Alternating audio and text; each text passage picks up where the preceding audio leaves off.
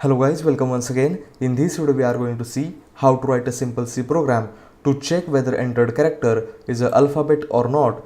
And in this video we are not going to use any library function. So let's see how to do this. So first of all we need to include all the header files that we are needed. So just write #include stdio.h and #include conio.h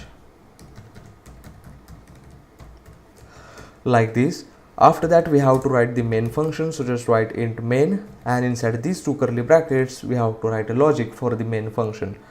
Now at the end of the main function we have to return some value such as 0, because here we have given return type integer for the main function, so that's why we have to return value 0 from the main function. Now here we are going to take one character as an input from the user, and we are going to check whether entered character is an alphabet or not. So for that we need to take some input, and for that we need to declare one variable for it of type character. So here I am giving name ch to my variable. Now here I am asking the user to enter the character like this. After that we have to use the scanf function.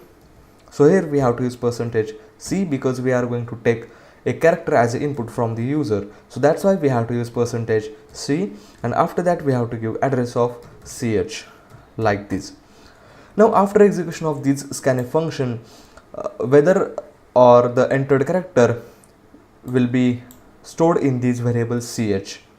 Now here what we have to do, we have to check whether this ch is alphabet or not. So for that we can use if else decision making statement. So here we have to write if, and inside the brackets we have to specify the condition. So here the condition will be like ch greater than equals to inside the single quotes a, and ch less than equals to in single quotes z. So here what we are basically doing, here we are basically comparing these ch with the a and z, and if ch will be the or will be greater than equals to a and less than equals to z, then this means that it is character from a to z, and this means that it is a alphabet. So here if this condition becomes true, then this means that this is alphabet, and otherwise if this condition becomes false, then this means that this is not the alphabet. So just copy this and paste it inside here, and we have to change this like this is not the alphabet. Now our code is ready, so let's build and run the code to see the output. And here as you can see it is asking for the character, and here I am giving a as input, and as you can see this is the alphabet. Now let's check this code for some other values, and here at this time I am giving value 1 as an input, and here as you can see the output is this is not the alphabet. Now let's run this code again, and at this time the interesting part comes, and here it is again asking for the character, and at this time I am giving capital A as input, and here as you can see the output is this is not the alphabet. So this means it is giving the wrong output. So this is why, because here we have given all the conditions which are for the small letters, so here we have to specify same conditions for the capital letters as well. So to specify the conditions for the capital letters, we have to take all these conditions inside one bracket. So just do one bracket here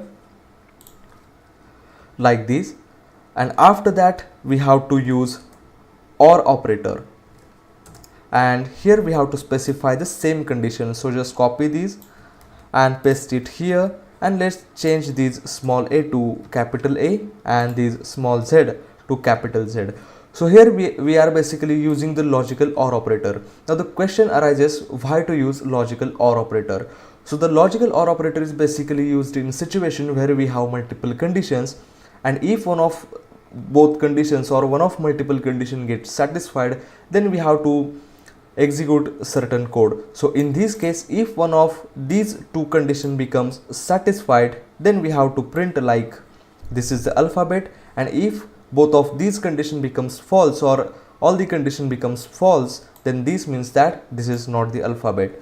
So let's check this code again for the capital letters. So here it is again asking for the character, and I am giving capital A as an input, and here as you can see the output is this is alphabet, which is the right output. So this is how we can write a code to check whether entered character is alphabet or not. And here in this video we have not used any library functions such as isalpha or any other functions. So this is how we have to write a simple C program. So thank you for watching this video and subscribe to my channel, Learn Programming Yourself.